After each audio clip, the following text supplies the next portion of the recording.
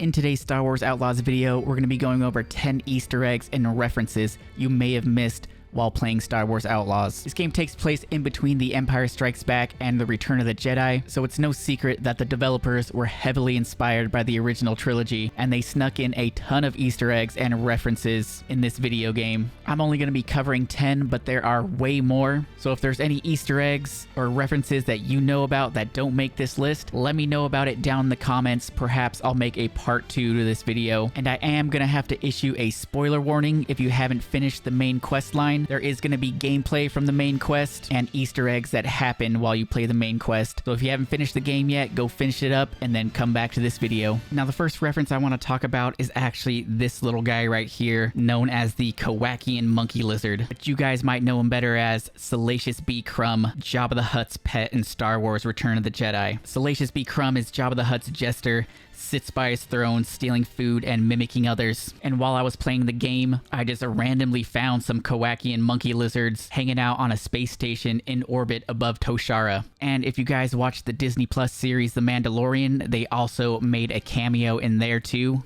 Unfortunately, it did not go so well for them. Now the second Easter egg I want to talk about is actually the first cantina we ever see in Star Wars, the same one that Obi-Wan takes Luke to meet Han Solo and Chewie for the first time. If you head over to this location on the map in Mos Eisley, you can find that exact cantina, and if you go inside, you can actually look on the wall right next to this booth. You can see this marking on the wall, which is actually the blaster shot where Guido tried to take out Han Solo in A New Hope. This is a very small detail, and it's really cool that the developers put this in here. McConkey. Now for our next Easter egg, it involves one of the most iconic duos in the Star Wars galaxy, and I'm referring to a certain protocol droid and an R2 unit. If you head on over to this location on the map on Toshara, you can break into this room. In there, you're going to find a lot of loot, and off to the side, you're going to see a protocol droid and an R2 unit that look exactly like C-3PO and R2-D2. Now, I don't think that this is them exactly. It's just another random protocol droid and an R2 unit.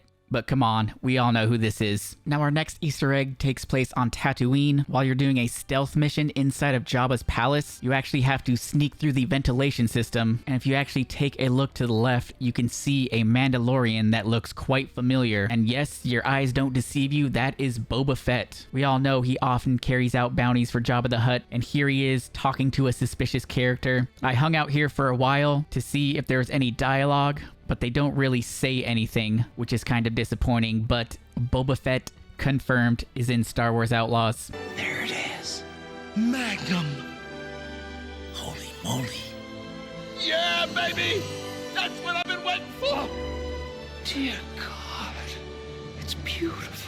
And for our next Easter egg reference, we're talking about Han Solo frozen in carbonite. We all know at the end of Empire Strikes Back, Darth Vader froze him in the carbonite, and since Star Wars Outlaws takes place in between Empire and Return of the Jedi, well, here he is on display, hanging on Jabba the Hutt's wall, which has got to be one of the most iconic, best references in this video game, in my opinion. And I gotta say, he looks pretty good up there on that wall. Now I understand why Jabba the Hutt didn't want to give him up so easily. Now these next Easter eggs and references take place on Tatooine, over in the western Dune Sea. If you're brave enough to drive your speeder out there, you can actually come across a crate dragon. And I kind of like to think that this is the same exact crate dragon that Din Djarin and Grogu come across in The Mandalorian. All you gotta do is drive around the Dune Sea for a bit and the crate dragon will show up, and you gotta be careful not to get too close because the crate dragon will take you out. And let me just say, this crate dragon is looking really good, especially when it starts jumping in and out of the sand right next to you as you're driving your speeder. It makes for some pretty epic shots in photo mode. And for our next Easter egg / reference, this one is taking us all the way back to The Phantom Menace. We all remember that iconic pod racing scene where little Anakin won his freedom. Well, out here in the Western Dune Sea, you can actually find a pod racer that has crashed, which is obviously a reference to that pod race that took place many years prior to this. Now, whose pod racer is this exactly? Well, we can't say for sure who it is, but I like to think that it's good old Sebulba's.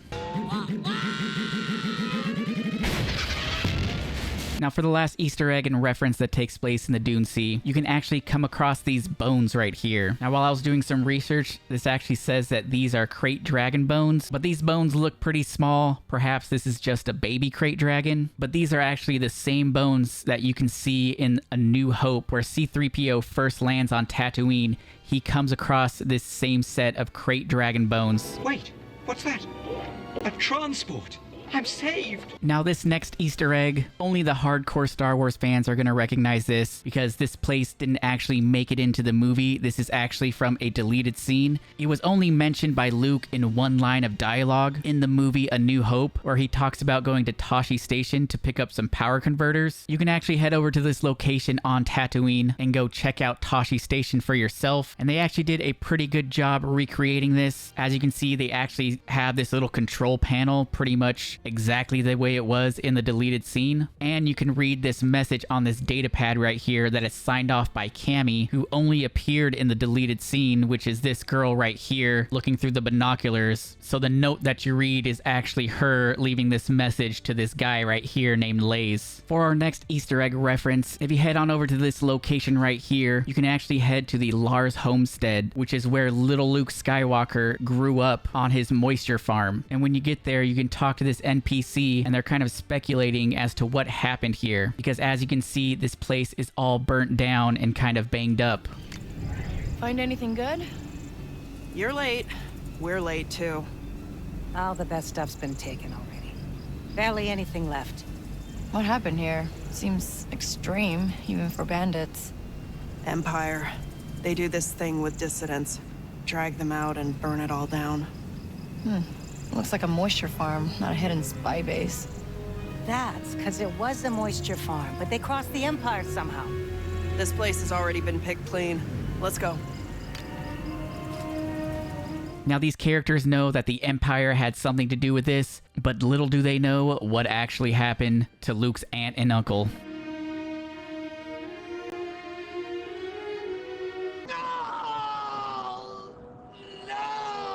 Now I actually have one more bonus Easter egg before we get out of here, and it's actually at the same place that Lars homestead. You just gotta go over here and climb down in this pit, and it actually makes a reference to the Disney Plus show, the Obi-Wan Kenobi series. In that series, in the very last episode, Obi-Wan Kenobi is finally able to meet Luke Skywalker, and he actually gives him a toy, and that toy is actually the T-16 Skyhopper. So after you jump down here, you can find this note that says, "I'm hoping you can find those parts and fix it up. I know it seems silly as the boy has outgrown toys, but the Skyhopper was given to him by an old family friend, and I can't bear to throw it out. We'll send you some blue milk cheese as a thanks." And that, my friends, is going to do it for the 10 hidden Easter eggs in Star Wars Outlaws. Like I said earlier, if you guys got more Easter eggs, leave them in the comments down below and let me know if you want me to do a part 2 to this video. If you guys enjoyed it, make sure you give it a thumbs up, and I'll catch you guys around the channel. Hello there.